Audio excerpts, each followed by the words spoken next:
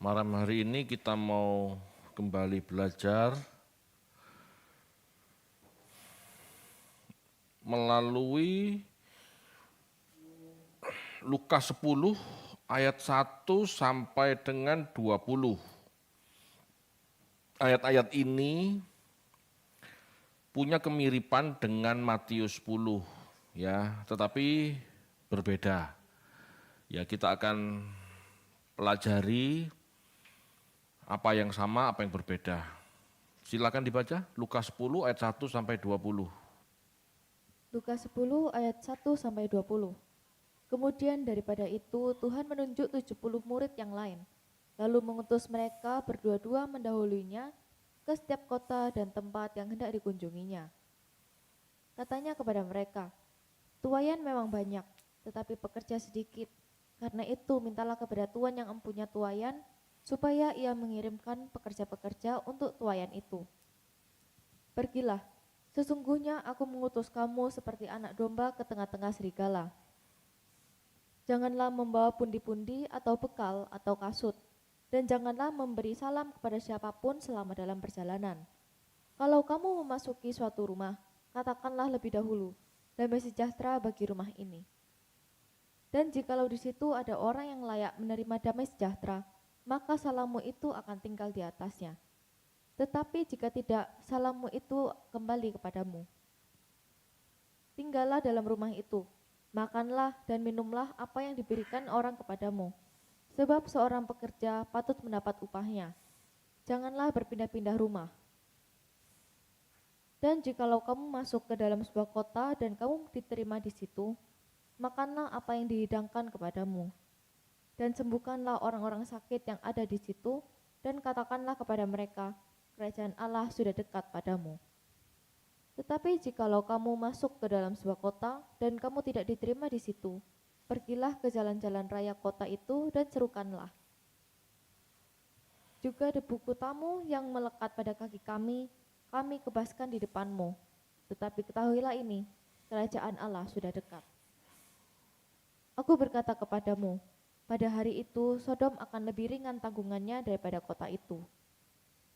Celakalah engkau Korazim, celakalah engkau Betsaida. Karena jika di Tirus dan di Sidon terjadi mujizat-mujizat yang telah terjadi di tengah-tengah kamu, sudah lama mereka bertobat dan berkabung. Akan tetapi pada waktu penghakiman, tanggungan Tirus dan Sidon akan lebih ringan daripada tanggunganmu. Dan engkau Kapernaum, apakah engkau akan dinaikkan sampai ke langit? Tidak, engkau akan diturunkan sampai ke dunia orang mati. Barang siapa mendengarkan kamu, ia mendengarkan aku. Dan barang siapa menolak kamu, ia menolak aku. Dan barang siapa menolak aku, ia menolak dia yang mengutus aku. Kemudian ke-70 murid itu kembali dengan gembira dan berkata, Tuhan, juga setan-setan takluk kepada kami demi namamu. Lalu kata Yesus kepada mereka, aku melihat iblis jatuh seperti kilat dari langit. Sesungguhnya aku telah memberikan kuasa kepada kamu untuk menginjak ular dan kalajengking, dan kuasa untuk menahan kekuatan musuh, sehingga tidak ada yang akan membahayakan kamu. Namun demikian janganlah bersukacita karena roh-roh itu takluk padamu, tetapi bersukacitalah karena namamu ada terdaftar di surga.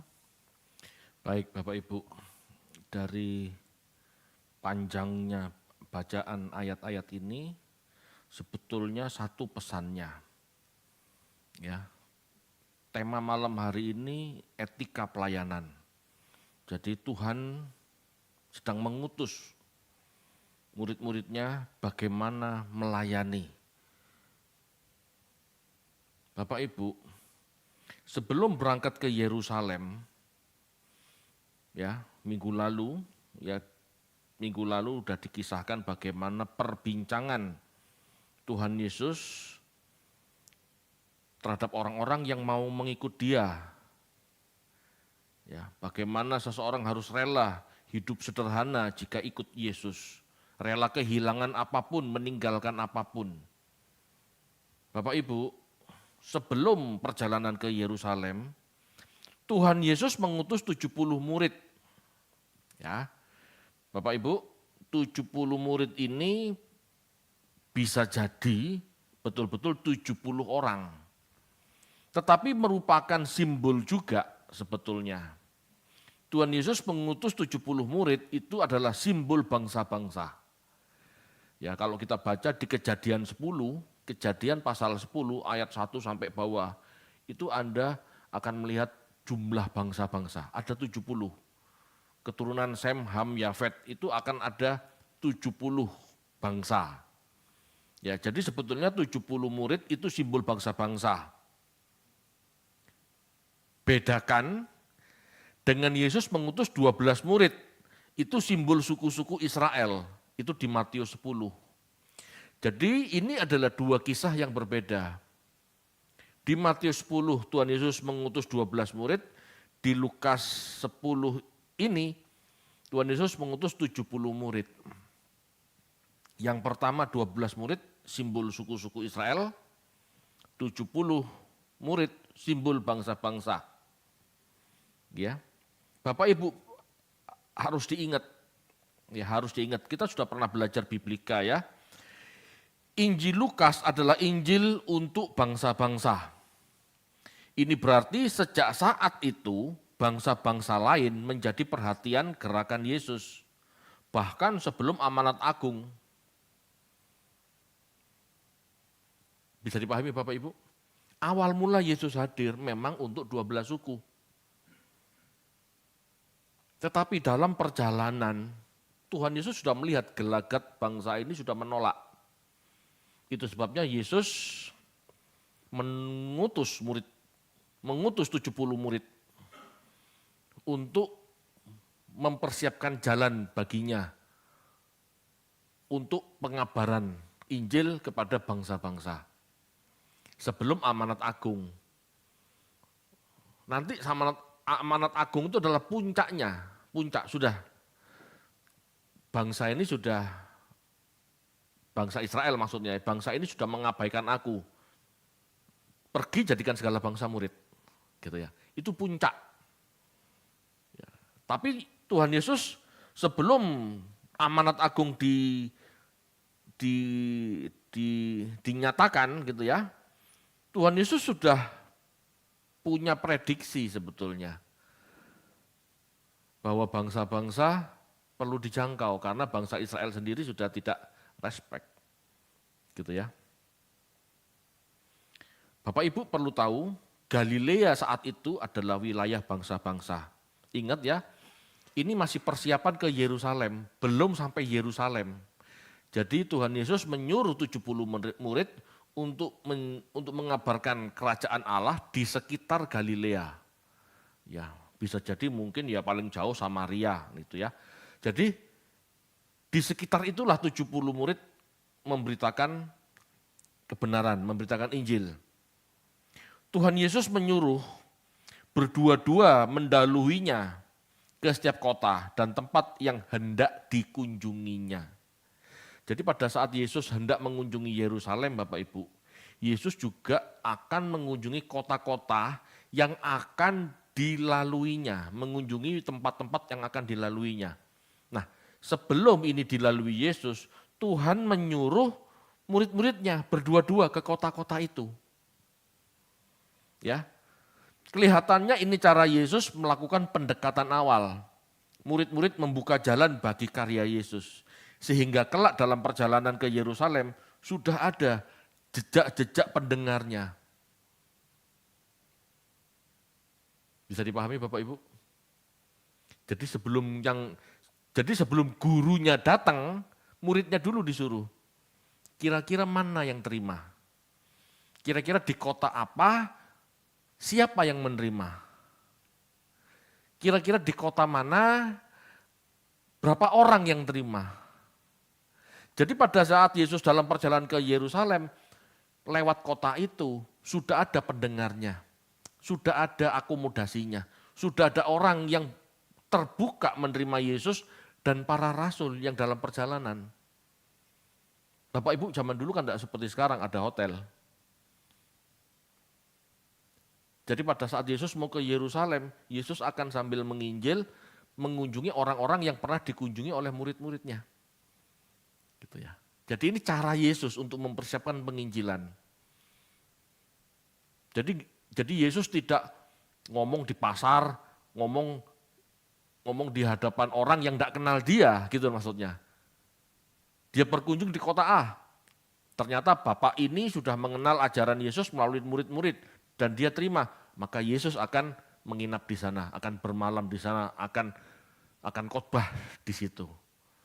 Jadi itu caranya. Ya.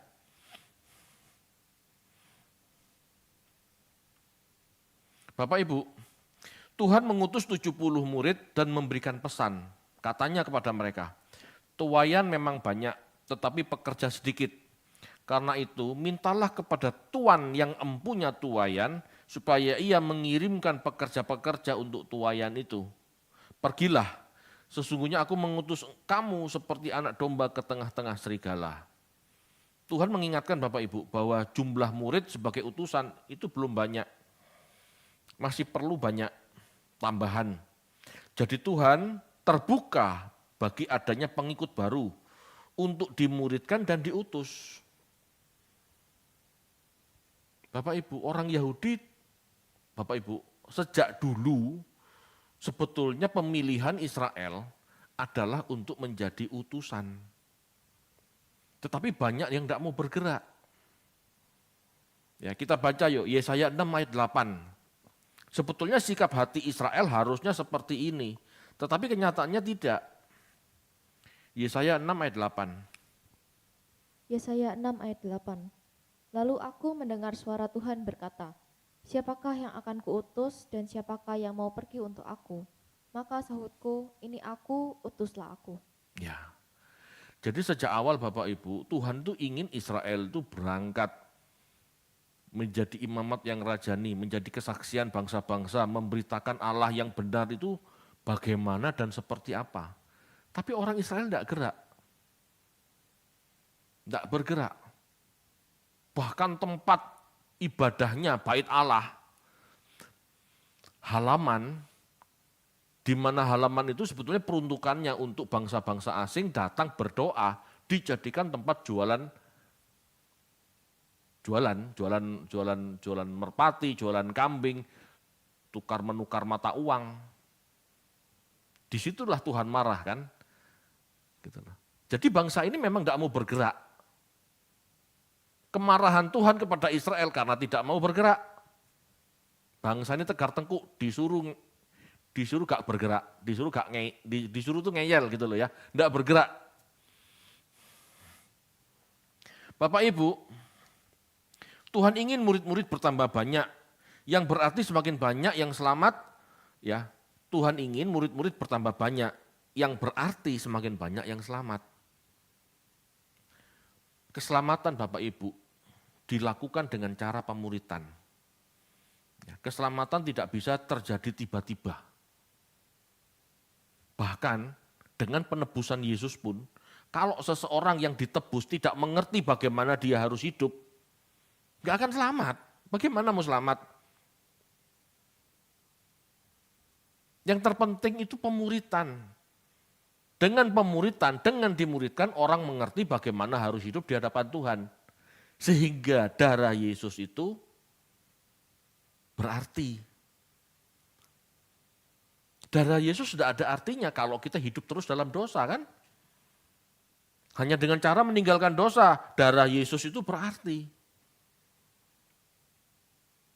Bapak Ibu, Tuhan ingin murid-murid bertambah banyak. Yang berarti semakin banyak murid semakin selamat, semakin banyak yang selamat. Gitu ya. Meskipun perjalanan ini bukan hal mudah, ada risiko, ya, ada risiko saat memberitakan kebenaran, ya, terutama jika ajaran itu berbeda dari umumnya. Ada risiko.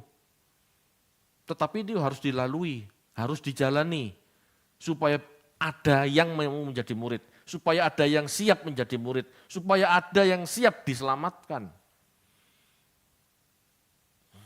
Awalnya 12 murid, pemberitaan dilakukan oleh Tuhan Yesus dan 12 murid. Sekarang menjadi 70 murid. Dan terus berkembang. Akhirnya ada yang namanya 500 murid. Bapak Ibu, keselamatan harus dijalani melalui pemuritan. Itu sebabnya Yesus mengutus muridnya untuk memberitakan kebenaran. Supaya ada orang juga yang mau dimuridkan. Jadi jangan anggap enteng pemuritan. Sebetulnya Tuhan menekankan pemuritan dibanding yang lain, dibanding ritual, dibanding pelayanan-pelayanan lain. Kalau mau jujur begitu. Nanti kita bahas. Pemuritan itu yang paling penting, karena dengan pemuritan itulah seseorang bermetanoia, berubah pikiran dari tidak mengerti menjadi mengerti. Tujuan Yesus itu Bapak Ibu. Kalau Yesus turun ke dunia hanya untuk mati di salib, enggak perlu mengutus murid-muridnya menginjil kan. Mati aja di salib untuk seluruh dunia, selesai. Kenyataannya kan enggak seperti itu. Bapak Ibu, Yesus melepas mereka dengan sebuah pesan etika dalam pelayanan. Ayo kita perhatikan. Jangan membawa pundi-pundi atau bekal atau kasut dan jangan memberi salam kepada siapapun selama dalam perjalanan. Wow. Ini petunjuk bagi murid-murid agar tidak membawa bekal terlalu banyak. Bukan enggak boleh bawa bekal sama sekali ya, tetapi tidak membawa bekal terlalu banyak, gitu ya. Selain mereka harus mencukupi kebutuhan rumah tangga selama ditinggalkan, pelayanan tidak bisa dilakukan dengan pertunjukan kemewahan. Pelayanan Bapak Ibu harus disajikan dengan model yang baik. Tidak boleh mengesankan sombong, tidak boleh mengesankan kemewahan. Kalau di Matius 10 pernah saya khotbahkan ya, kalau Anda ingat, tadi sebelum saya mengkhotbahkan ini, saya mendengar lagi. Saya pernah menyampaikan bahwa seseorang untuk pelayanan tidak boleh bawa emas, tidak boleh. Maksudnya tidak boleh bawa harta yang lebih. Tidak boleh membawa kemewahan. Kalau zaman sekarang mungkin, kalau kamu pelayanan ya yang pantas-pantas aja, kamu bisa mencapai kota itu naik Innova, naiklah Innova, gak perlu naik Alphard. Kamu berkunjung ke sebuah kota, kalau naik pesawat umum bisa, kenapa harus pesawat pribadi? Tuhan ingin menunjukkan, gitu ya, yang dia jangkau itu jiwa. Yang dia tampilkan itu keselamatan jiwa, bukan keselamatan ekonomi loh. Jadi tidak diperlukan pelayanan dengan tampilan mewah, itu tidak perlu. Datang gitu ya ke sebuah pelayanan dengan konvoy, dengan forerunner yang depan Rubicon, yang tengah Alphard, yang belakang apa. Tidak perlu kayak begitu. Emang ada Pak? Oh banyak. Cuman kita mungkin kurang informasi. Bapak Ibu, dalam perjalanan kita harus fokus pada tujuan. Jangan memberi salam. Maksudnya tidak perlu so akrab terhadap orang-orang yang bukan menjadi tujuan sehingga kita kabur. Saat itu diutus berdua-berdua itu kan jalan Bapak Ibu. Kalau sekarang masih enak. Ya naik mobil, Wuling, Innova, masih enak. Kalau dulu kan jalan. Di perjalanan itu tidak usah sok akrab dengan ngobrol, dengan ngobrol, diskusi atau banyak omong dengan orang-orang yang bukan menjadi tujuan pelayanan. Ya, harus fokus. Bukan tidak boleh akrab, Tetapi kita harus tahu target. Ya, target yang mau dicapai itu apa? Harus ada. Bapak Ibu, kita harus memperhatikan cara pelayanan seperti ini. Sebelum kita pelayanan, pastikan dulu rumah baik-baik saja. Jangan semua uang yang ada di rumah kita bawa untuk bekal pelayanan. Lah yang di rumah makan apa? Ingat ya, pada saat Petrus ikut Yesus ke Yerusalem itu bisa sebulan 2 bulan. Kalau tabungan dibawa Petrus untuk bekal, lah yang rumah makan apa? Jadi rumah ditinggalkan dalam posisi uang cukup. Petrus berangkat, murid-murid berangkat dengan uang saku secukupnya. Kenapa? Karena itu pelayanan, pekerjaan Tuhan, maka Tuhan yang akan mencukupkan. Jadi Bapak Ibu, hal-hal seperti ini harus diperhatikan. Gitu ya. Kalau di khotbah yang di Matius 10, saya sempat menyampaikan, yang pelayanan juga tidak boleh bawa bekal banyak, tetapi yang dituju, orang yang dituju pelayanan, orang yang dituju untuk dilayani juga harus mengerti kebutuhan para murid. Ya. Jadi tidak cuek-cuekan, saling memperhatikan. Ya, itu penting Bapak Ibu. Itu sebabnya Bapak Ibu, murid-murid diutus dulu. Supaya pada saat kebenaran diberitakan, besok Tuhan hadir, Tuhan datang dengan rombongannya. Mereka sudah tidak kaku, tidak bingung apa yang harus diperbuat. Mereka juga dengan pantas bisa mempersiapkan. Mempersiapkan menjamu Tuhan dengan pantas. Sebetulnya itu, ya, sebetulnya itu Bapak Ibu. Pesan Tuhan, kalau kamu memasuki suatu rumah, katakanlah lebih dahulu damai sejahtera bagi rumah ini. Shalom, erin gitu ya kalau bahasa Yunani. Jikalau di situ ada orang yang layak menerima damai sejahteramu, maksudnya menyambut kamu, menerima salammu itu, maka salam itu akan tinggal atasnya. Tetapi jika tidak, salammu itu kembali kepadamu. Sampaikan salam. Kamu punya tujuan ke kota A misalnya. Kamu perlu ke rumah si B gitu istilahnya ya. Sampaikan salam. Ya, sampaikan salam. Sampaikan tujuanmu. Ya. Jika telah sampai tujuan, berikan salam. Ya. Salam para murid Bapak Ibu adalah doa berkat. Bagi orang Yahudi, Shalom Aleichem itu doa gitu ya. Itu bukan basa-basi. Kalau di Kristen sekarang itu basa-basi kebanyakan. Itu tidak seperti itu ya. Kita tidak pernah menghayati itu sebuah doa ya. Ya, kalau di Yahudi itu doa ya.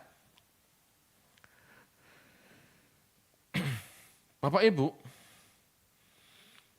jika mereka yang dikunjungi mengabaikan atau menolak salam mereka,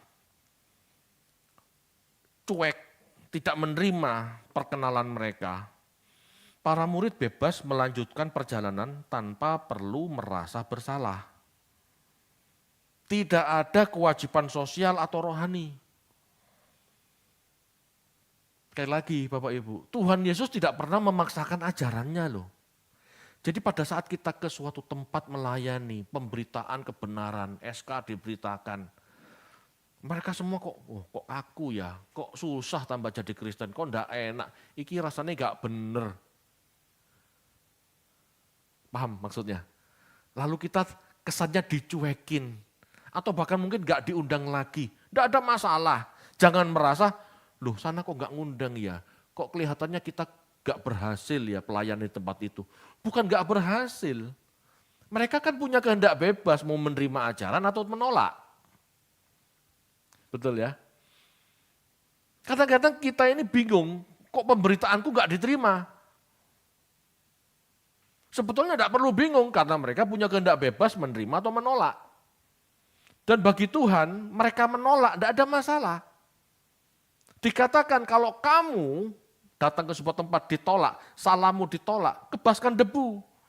Kebaskan debu itu artinya Aku sudah menyelesaikan tugasku, kalau besok terjadi apa-apa sama kamu karena menolak pemberitaanku, itu urusanmu, aku gak ikut-ikut. Tidak ada beban moral, tidak ada beban mental. Tidak ada keharusan kita memberitakan firman orang terima loh. Tidak ada keharusan kita memberitakan firman yang benar, Injil yang murni, harus berhasil. Tidak ada. Tidak ada keharusan itu. Kita sampaikan sebenar-benarnya, kita sampaikan sejujur-jujurnya. Mereka terima puji Tuhan, mereka tolak, kebaskan debu. Tidak ada beban moral Bapak Ibu. Jadi kalau maksa orang masuk Kristen, itu salah banget loh itu. Ya, itu salah banget. Tidak ada kewajiban sosial atau rohani. Tidak ada. Udah kita sampaikan kok. Bapak Ibu, doa berkat yang terucap tidak akan kembali sia-sia. Dalam tradisi Yahudi doa berkat tidak pernah hilang. Ya. Doa berkat tetap akan menyertai sang pemberi berkat. Diterima, yang menerima diberkati, tidak diterima. Shalom itu akan kembali pada pemberinya. Jadi jangan gini, jangan pelit-pelit doa berkat. Jangan pelit-pelit ngomong shalom. Bukan basa-basi ya, shalom, shalom, shalom. Itu basa-basi, ngapain juga, enggak. Maksudnya jangan pelit-pelit menyampaikan salam kebajikan. Jangan sulit-sulit menyampaikan damai sejahtera, istilahnya begitu. Apa yang kita ucapkan, berkat apa yang kita berikan, ya, ucapan positif apa yang kita sampaikan kepada seseorang, kalau nggak diterima, ya itu kembali pada kita kok. Ya. Mungkin kita tidak bisa menghayati ini ya, tetapi bagi mereka zaman itu berarti, gitu ya.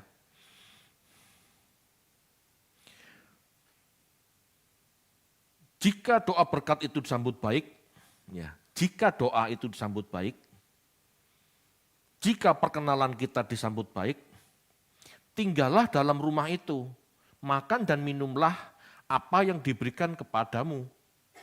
Sebab seseorang pekerja patut menerima upahnya. Jangan pindah-pindah rumah. Nah ini yang lucu.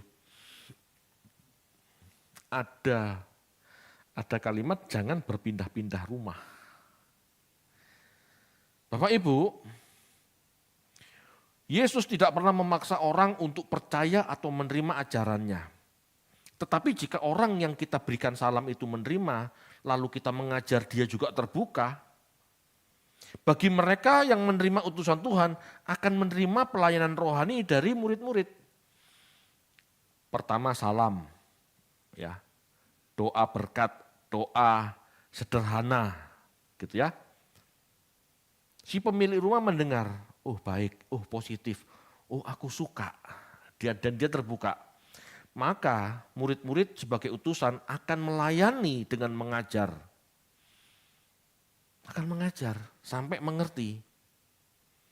Bagi utusan Injil, bagi murid-murid wajib melayani sampai tuntas. Ajar dia sampai mengerti. Diizinkan seorang murid menerima pemberian dari tuan rumah sebagai upah. Upah pelayanan maksudnya. Jadi murid-murid datang ke sebuah rumah, doanya diterima, salamnya diterima, mengajarlah dengan baik sampai selesai. Jangan belum selesai, karena kita di daerah itu punya kenalan lain, pindah rumah.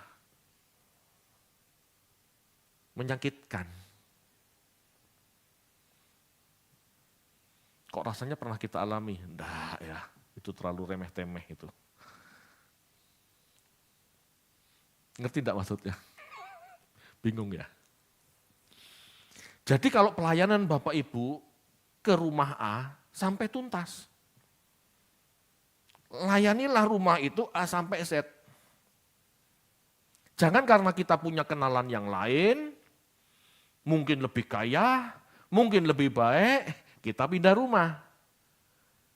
Kalau seperti itu kita lakukan, maka rumah yang kita tinggalkan akan tersandung. Loh kok gitu ya tingkahnya? Belum tuntas melayani di sini, sudah pindah.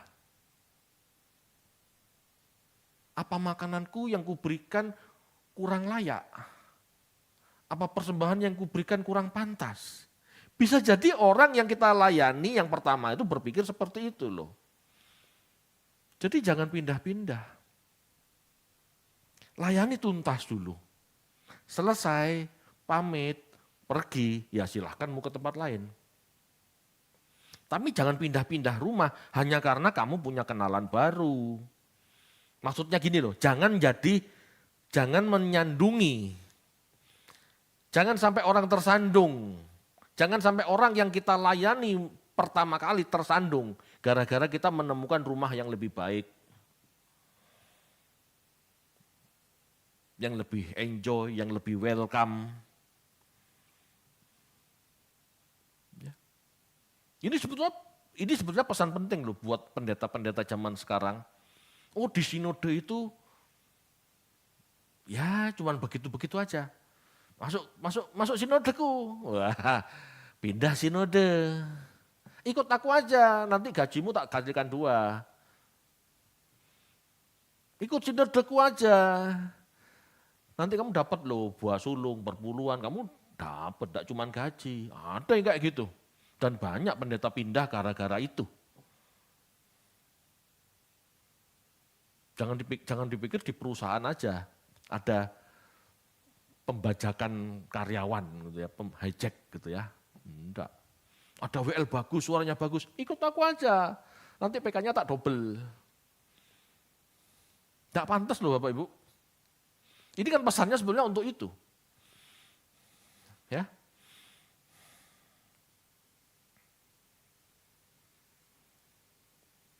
Pesan jangan pindah-pindah rumah bertujuan agar fokus sehingga jangan ada sandungan bagi rumah yang pertama. Kita harus jaga perasaan rumah yang kita layani. Ya. Selanjutnya, dan jikalau kamu masuk ke dalam sebuah kota dan kamu diterima di situ, makanlah apa yang dihidangkan kepadamu. Sembuhkanlah orang-orang sakit yang ada di situ. Dan katakanlah kepada mereka, kerajaan Allah sudah dekat padamu. Bapak Ibu, para utusan, ya, para murid sebagai utusan diizinkan untuk makan makanan yang disajikan oleh orang atau tempat-tempat yang menerima mereka. Ya. Jadi murid-murid itu diizinkan makan di tempat-tempat yang menerima mereka. Bukan di tempat-tempat yang tidak menerima mereka. Kalau ada orang yang tidak menerima pemberitaanmu lalu kita makan, itu kan jadi omongan. Betul enggak? Kita harus hati-hati loh sama orang-orang itu.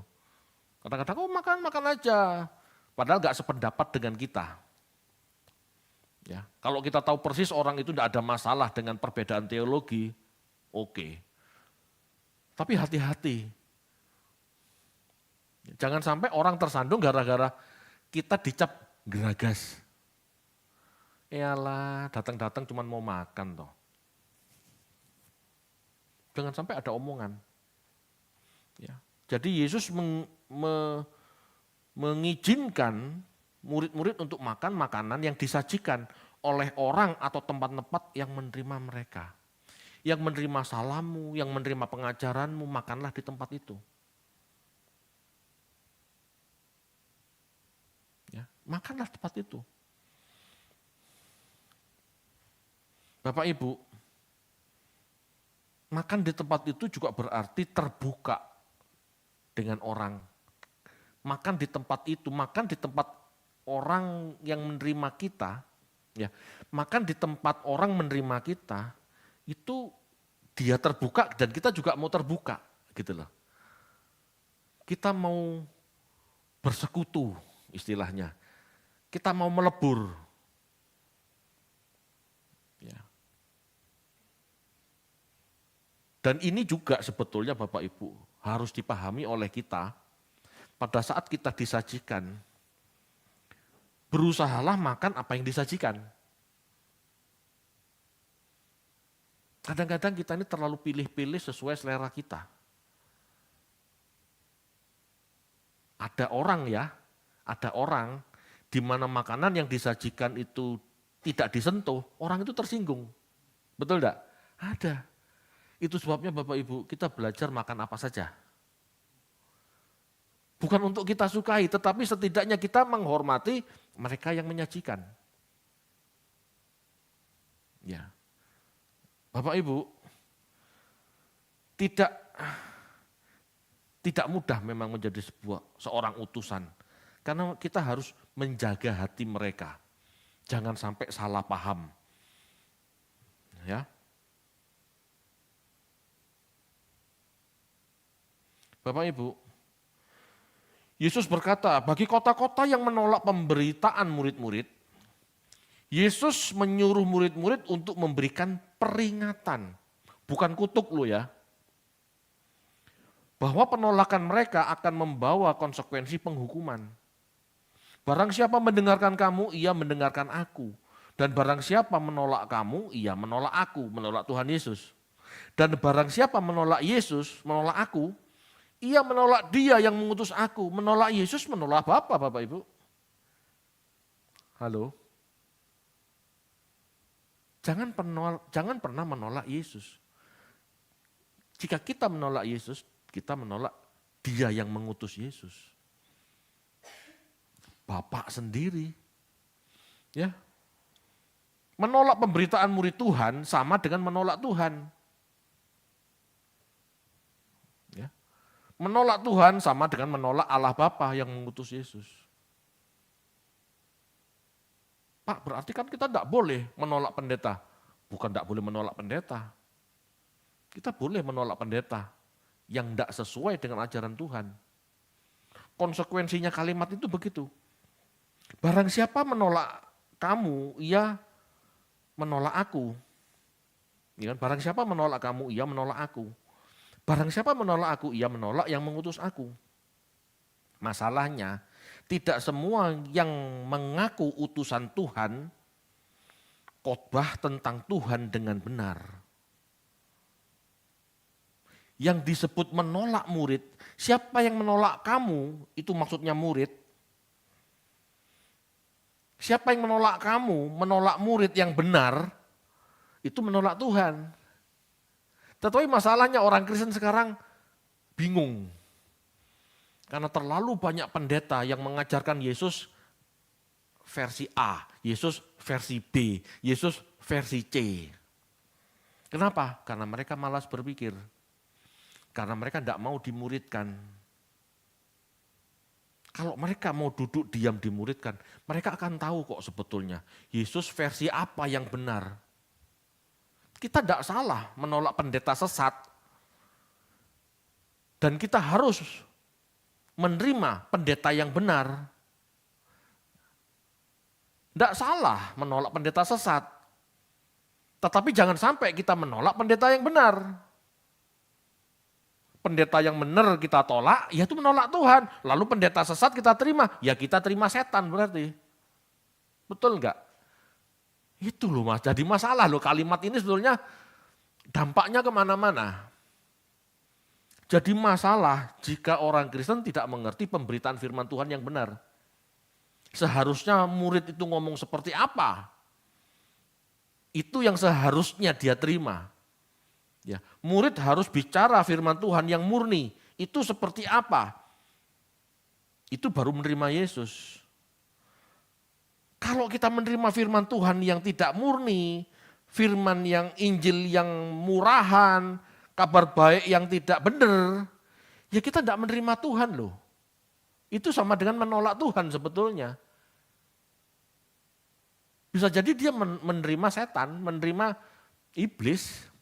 Karena ajaran-ajaran iblis yang dimasukkan dalam otaknya.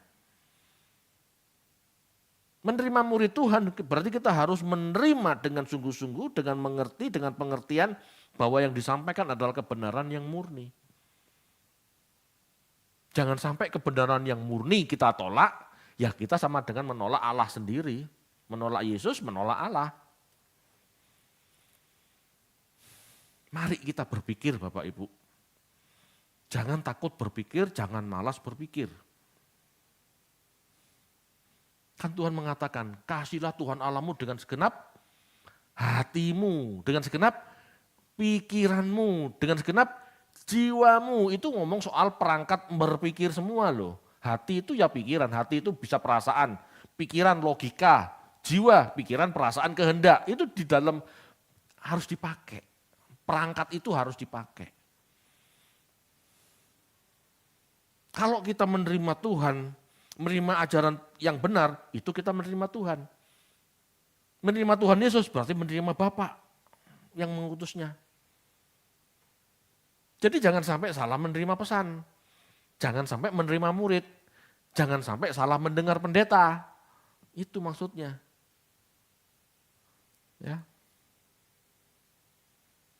Bapak Ibu, singkat cerita, setelah kembali, murid-murid bercerita bahwa roh jahat tunduk pada mereka di dalam nama Yesus. Ini adalah kisah awal bagaimana tradisi Kristen menggunakan nama Yesus sebagai otoritas pelayanan. Yesus mengatakan Bapak Ibu, iblis telah jatuh, lawannya telah jatuh. Yesus memberi kuasa pada murid-murid untuk mengalahkan kuasa kegelapan. Ular dan kalajengking adalah figuratif sifat jahat iblis, bukan binatang sesungguhnya. Jadi Bapak Ibu, kita harus paham bahwa kalimat-kalimat yang ada dalam kitab suci kita itu kalimat sastra. Jangan ditelan mentah-mentah atau harafiah semua. Kita harus pintar-pintar bisa memahami, oh ini harafiah, oh ini tidak. Jangan merasa Anda menerima kebenaran, saya punya Pak, saya mengerti Injil yang murni Pak. Oke, lalu saya akan menginjak ular dan kalajengking. Tidak saya sarankan ya. Itu konyol. Ini hanya simbolis. Anda tidak benar-benar harus menginjak ular dan kalajengking. Anda masuk IGD. Kalau enggak bablas langsung. Berarti tidak punya kuasa. Kuasanya bukan masalah kuasa menginjak ular kalajengking secara harafiah. Kuasa menginjak ular dan kalajengking kuasa menginjak sifat jahat. Amin Bapak Ibu.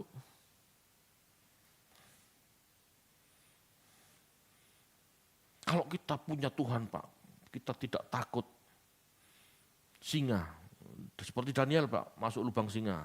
Lalu kita ke taman safari masuk kandang singa. Ya habis. Anda harus tahu, ini kalimat-kalimat sastra yang harus dipahami secara benar. Ya. Yesus mengatakan, jangan bersukacita karena roh-roh jahat itu takluk padamu. Tetapi bersukacitalah karena namamu terdaftar di sorga. Bapak Ibu, ini sebetulnya sama dengan Matius 7 ayat 21 sampai 23. Kita baca yuk.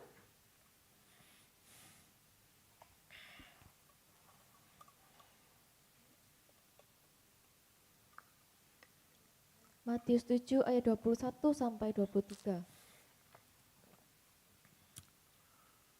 Bukan setiap orang yang berseru kepadaku Tuhan, Tuhan, akan masuk ke dalam kerajaan surga, melainkan dia yang melakukan kehendak Bapakku yang di surga. Pada hari terakhir banyak orang akan berseru kepadaku, Tuhan, Tuhan, bukankah kami bernubuat demi namamu dan mengusir setan demi namamu, dan mengadakan banyak mujizat demi namamu juga? Pada waktu itulah aku akan berterus terang kepada mereka dan berkata, aku tidak pernah mengenal kamu. Nyala daripadaku kamu sekalian pembuat kejahatan. Balikan ke 21. Bapak Ibu perhatikan. Bukan setiap orang yang berseru kepadaku, Tuhan, Tuhan, akan masuk ke dalam kerajaan sorga. Berseru Tuhan, Tuhan itu apa? Berseru Tuhan, Tuhan itu dalam tradisi Yahudi adalah berdoa. Bukan orang yang berdoa kepadaku Tuhan, Tuhan yang akan masuk kerajaan sorga. Tetapi orang yang Melakukan. Bagi Tuhan bagi Tuhan lebih penting Anda melakukan daripada kebanyakan berdoa. Saya bukan anti doa, tetapi Anda harus lebih banyak melakukan daripada doa. Kalau doa Anda 100 kali, Anda harus melakukannya lebih dari 100 kali. Jangan doanya 100, melakukan 1. Ini loh firman-Nya. Bukan setiap orang kepadaku berseru Tuhan, Tuhan. Lupa berseru itu berdoa. Iya. Anda tahu doanya orang Israel? Shema Israel. Tahu? Ulangan 6 ayat 4. Shema Israel Elohinu. Nah, Shema Israel, dengarlah Israel. Itu kan berdoa. Pada waktu Yabes berseru kepada Tuhan, itu berdoa kan? Jadi berseru itu berdoa. Kita memang harus berdoa, tetapi jangan lupa melakukan. Itu maksudnya. Bukan orang yang berseru kepadaku Tuhan, Tuhan. Bukan orang yang berdoa kepadaku Tuhan, Yahweh, Yahweh akan masuk ke dalam kerajaan surga. Melainkan dia yang melakukan kehendak Bapakku. Melakukan kehendak Bapa itu lebih penting daripada segala macam sikap ritual. Ayat 22 coba. Pada hari terakhir banyak orang akan berdoa kepadaku, Yahweh, Yahweh, Tuhan, Tuhan. Gitu maksudnya. Bukankah kami bernubuat demi namamu, mengusir setan demi namamu, melakukan mujizat demi namamu? Pelayanan. Halo. Pada hari terakhir banyak orang yang berdoa kepadaku, Yahweh, Yahweh. Bukan kami sudah melayani demi namamu? Lanjut ayat 23. Pada waktu itu aku akan berturun kepadamu. Pada waktu itu aku akan berterus terang kepada mereka dan berkata, aku tidak kenal kamu. Meskipun kamu banyak berdoa, ritual, pelayanan, enyah kamu daripadaku. Hai kamu sekalian pembuat kejahatan. Perbuatan lagi. Kita bagus dalam berdoa, kita bagus dalam ritual, tapi tidak melakukan kebaikan, tidak melakukan kebenaran, hidup dalam kejahatan, enyah. Tuhan Yesus mengingatkan pada murid-murid, jangan bangga kamu bisa ngusir setan. Jangan bangga kamu bisa pelepasan. Jangan bangga kamu bisa doa pelepasan. Kan gitu maksudnya. Hai kamu pembuat kejahatan. Jangan bangga kamu buat mujizat. Lumpuh berdiri, buta melihat. Jangan bangga. Jangan bangga kamu pintar berdoa. Yang penting bagi Tuhan, kita melakukan kehendak Bapa. Yang penting bagi Tuhan, kita melakukan dengan benar, dengan baik, dengan tepat. Amin Bapak Ibu. Ini pesan Tuhan sendiri loh. Anda cek. Ini pesan Tuhan Bapak Ibu. Tuhan lebih ingin melihat kita menjadi saksi hidup dalam tingkah laku perbuatan sehari-hari. Lagunya Pak Eras itu apa? Doa bukan sekedar doa, bukan sekedar nyanyian, pujian. Betul ya? Kita harus melakukan. Lakukan sesuatu supaya banyak orang bertobat. Lakukan yang baik supaya banyak orang melihat manfaat kita sebagai orang percaya. Kita harus melakukan sesuatu supaya orang dapat merasakan kasih Tuhan. Bukan cuap-cuap kita sehingga orang, aduh sumpek, tiap kali dia datang dia berkhotbah. Halo, enggak semua orang suka loh dikhotbahi. Coba kita datang dengan sebuah kebaikan, melakukan sesuatu yang baik. Oh dia datang, aku senang.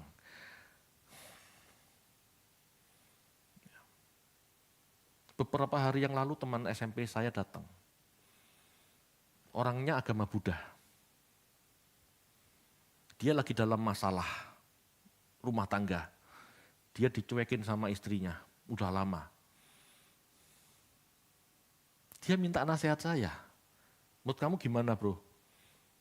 Padahal adiknya juga orang Kristen, ketua sel group dari gereja bunga-bunga. Enggak tanya itu, enggak tanya adiknya itu, dia tanya saya. Saya ngomong begini bukan mau sombong. Cuman orang akan melihat, ngomong sama kamu beda, Bet. Aku pusing sama ngomong sama adikku tuh pusing. Jangan jadi orang ritualis yang membuat orang rumit melakukan kebenaran. Lakukan, ya. Beri nasihat-nasihat yang baik, yang aplikatif, yang bisa membuat orang tercerahkan. Tanpa harus terkesan dikhotbahi. Menurut saya seperti itu.